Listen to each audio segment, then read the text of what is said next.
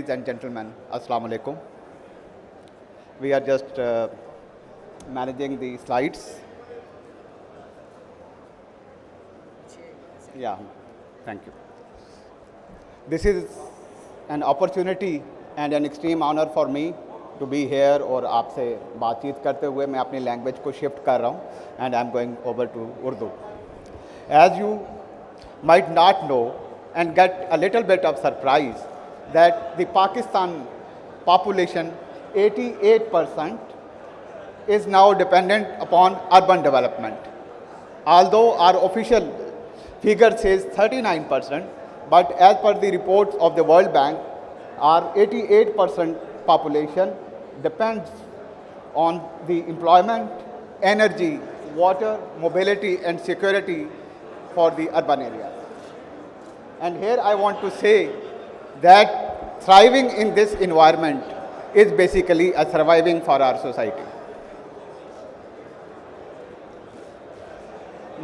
जो यहाँ पे आजकल हो रहा है और जिस तरीके से हमारी कंस्ट्रक्शंस और जो है रियल एस्टेट डेवलप हो रही थी, वो पैटर्न ये था कि we buy plot, we construct a silo, एक block and we sell it away. इस पैटर्न की वजह से हमारी जो सोसाइटीज़ हैं वो एक आइसोलेटेड पॉकेट्स में चले गई हैं. आज बड़े बड़े नाम, बड़ी बड़ी सोसाइटीज़ और बड़ी बड़ी कम्युनिटीज़ हमारे पास हैं, लेकिन हमारे पास बड़े अच्छे शहर नहीं हैं क्योंकि हमने उनको एक छोटे एरियाज़ में कर दिए. बड़े नाम मैं लेना नहीं चाहता यहाँ पे. आप सब जानते हैं जो सोसाइटीज़ हैं जिनके पास जो है जो मॉडर्न फैसिलिटीज़ हैं, लेकिन वो सारे पॉकेट्स हैं, उसका जो समर है वो शहर तक नहीं गया है. जो मेरा मैंडेट यहाँ पे आके बात करने का था वो था स्मार्ट और इंटेलिजेंट बिल्डिंग्स एंड कम्युनिटीज़. और ये तभी मुमकिन हो सकता है जब हम दुनिया के साथ कदम से कदम मिलाकर चलें.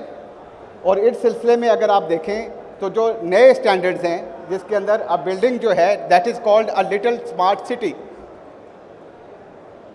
उसमें सबसे टॉप पे जो पहला पॉइंट है that is that they have the digital twins, where you have an infrastructure building at one side, you have a twin which is data based, which is technology based, and then what is connecting is the IoT and the sensors. और फिर ये सारे जितने भी systems आप technology के वहाँ पे लेकर आते हैं, they all are integrated, they all are interoperative. And in that way, a building is a living organism. It senses, it adjusts, and it responds. हम मॉडर्न सिटीज़ की बात करते हैं तो Madrid which is the number 1 city in the world, और अभी मैं पिछले दिनों वहाँ पे गया and I had a chance to listen a wonderful briefing on to the Madrid in the जो है स्मार्ट बिल्डिंग समिट जो UAE में हुई. तो आई वॉज वंडर्ड कि उन्होंने अपने सिस्टम्स को और अपने जो सिटीज़ को बिल्कुल एट वन पॉइंट में सिंक्रोनाइज कर दिया है. और ये है कि जो आपका टेक्नोलॉजी है और जो आपका AI है और जो आपका IoT है, it has now become one thing. जो कोई भी इवेंट शहर के एक कोने में होता है, it is being monitored in the command centre and it is being responded from there. Dubai is also following the e-permitting system. उसकी जो डिटेल्स हैं वो मैंने यहाँ पे दे दी हैं, मैं ज़्यादा उनको फ्लैश करना नहीं चाहता. And we move to the Pakistan. अगर हमने पाकिस्तान में सबसे पहला काम करना है, in my humble view in front of this august audience, is the energy and the sustainability. आज अगर हम अपनी एनर्जी प्रोडक्शन जो कि एक हमारे एक गवर्नमेंट लेवल पे और एक प्राइवेट लेवल पे बड़ी कंपनियां कर रहे हैं, उसी के साथ अगर हम जो है वो सोलर बेस्ड सिस्टम अपना इंटीग्रेट कर दें और फिर उसको स्मार्ट ऑप्टिमाइजेशन करें और बिल्डिंग्स के अंदर स्मार्ट कंट्रोल्स और सेंसर्स लगाएं, तो we can reduce 30% of the energy जो आज हम यूज़ कर रहे हैं. ये ना सिर्फ ये कि वो जो इंडिविजुअल है उसका लोड कम कर रही है, बल्कि एक ग्लोबल सतह पे जो हमारी जिम्मेदारी है to minimize the carbon footprint, that is also being contributed. The second pillar, आज पानी स्कार्स हो रहा है. पानी हमारी सबसे बड़ा एसेट जो इस दुनिया में अब बनने जा रहा है वो पानी है। और हमारे यहाँ पानी कराची वालों से ज़्यादा और कौन जानता है कि पानी हमारे यहाँ पहुँचता कैसे है।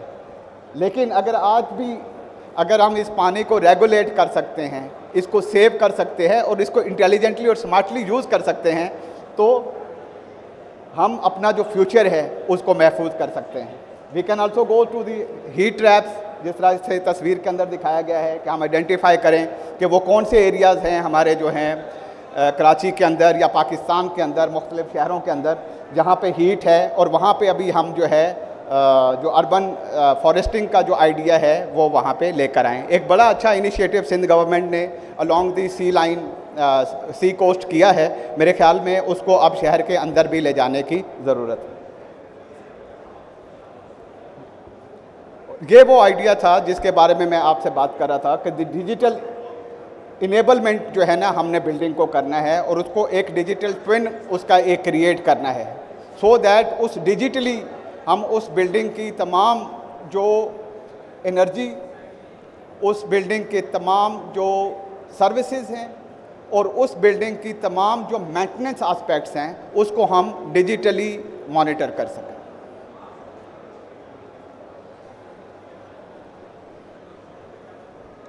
इसी तरह से जब हम बिल्डिंग और कम्युनिटी के बियॉन्ड जाते हैं, then it comes the governance. And in the governance I would prefer के हमारे जो सिस्टम्स होने चाहिए वो इंटर ऑपरेटेबल होने चाहिए। हमारी आइडेंटिटी और ट्रांसपेरेंसी जो है वो लैंड रिकॉर्ड्स के अंदर होने चाहिए। कराची और पाकिस्तान के अंदर जो सबसे बड़ा एज अ बिल्डर हम लोग इशू फेस कर रहे हैं वो लैंड रिकॉर्ड्स का ऑथेंटिक और डिजिटल ना होना, जिसकी वजह से बहुत ज़्यादा मसाइल लॉ एंड ऑर्डर के भी और imperfect deliveries of the housing scheme के भी जो है वो हो रहे हैं। तो दिस ऑगस्ट हाउस के सामने मैं जो रोड मैप रख रहा हूँ पाकिस्तान के लिए, सबसे पहले ये है कि आप हमारी फाउंडेशंस को ठीक करें। फाउंडेशन का मतलब कोई भी शहर जो है वो डॉक्यूमेंटेशन से शुरू होता है। हम अपने डॉक्यूमेंटेशंस को नादरा के ज़रिए अगर आप एक सेंट्रल रिकॉर्ड में ले जाएं और वहाँ से जो है हर जिस तरह इंडिविजुअल की एक आइडेंटिटी है, इस तरीके से हर प्रॉपर्टी की भी एक आइडेंटिटी क्रिएट करें और उन दोनों को आपस में जो है लिंक कर दें। देन आप एआई को जो है वो अपनी सोसाइटी में आहिस्ता आहिस्ता लेकर जाएं, क्योंकि दुनिया अब एआई के बगैर जीना ही उनका नामुमकिन हो चुका है। आज अगर आप देखें तो हमारे बड़े स्टीरियोटाइप ट्रैफिक सिग्नल्स हैं।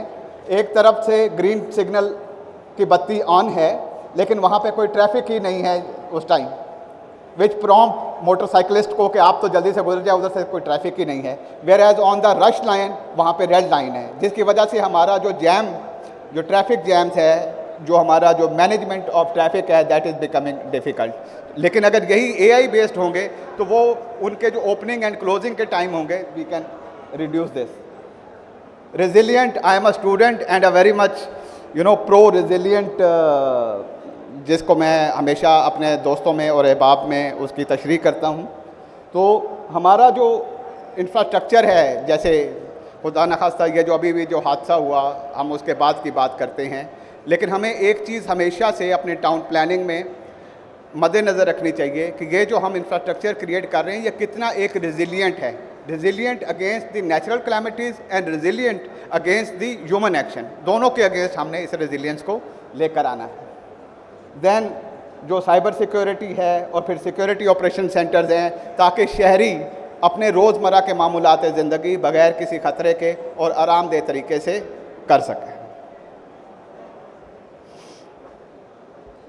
और इस सारे के अंदर जो है मैं समझता हूँ ना सिर्फ गवर्नमेंट का तो किरदार है ही है, लेकिन मैं बिज़नेस कम्युनिटी और ख़ास तौर पे रियल एस्टेट बिल्डर कम्युनिटी की तरफ से ये समझता हूँ कि हम सब का बहुत रोल है।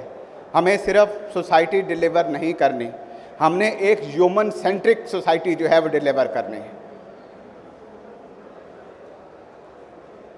And the last word with me कि फ्यूचर रेडी कम्युनिटीज़ जो हैं उसके लिए one word and one quote I want to say. पहले एक लफ्ज़ हम कहते थे सर्वाइवल, बेयर मिनिमम, कोई चीज़ हो जिसके ऊपर हम जिंदा रह सकें। मेरा आज का यहाँ से आपके साथ जो एक वन लाइनर पैगाम है वो ये है कि नाउ थ्राइविंग इज सर्वाइविंग। अगर आप दुनिया के साथ कदम मिला के चल सकते हैं तो आप जिंदा रहेंगे, आप सरवाइव कर सकोगे। और अगर आप उससे पीछे रह गए तो जिस तरह शायर ने कहा, तो फिर आपकी दास्ताना होगी दास्तानों में। इंशाल्लाह पाकिस्तान बहुत तरक्की करेगा। पाकिस्तान जिंदाबाद।